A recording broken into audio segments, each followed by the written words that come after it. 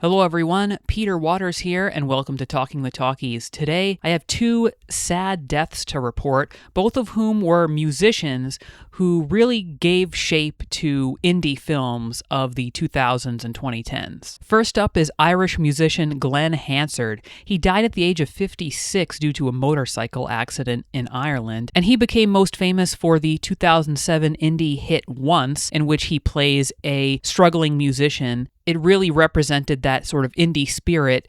It got all the way up to the Oscars, and he actually won for Best Song for Falling Slowly. Even though we live in a world now where a movie like Honora by Sean Baker can win Best Picture, in 2007 it was a much different movie landscape, and to have such a high-profile win for such a tiny movie definitely was a step towards where we are now, where we're much more accepting of these ultra low-budget movies. Sadly, the next person to pass away was French DJ Kavinsky, who died at the age of 50, although we do not yet know the cause of death. He really came onto my radar, at least, because his song Night Call was prominently featured in the 2011 crime thriller Drive with Ryan Gosling, directed by Nicholas Winding Refn, and his music just defined cool to me. The way that Ryan Gosling wore that jacket and put on the shades and was driving at night in this car, Kavinsky's music really defined a certain kind of style that I believe Nicholas Winding Refn, up to this day, even with his latest film, Her Private Hell, has really held on to that aesthetic that I think was established, especially with his movie Drive and with Kavinsky's music. So you had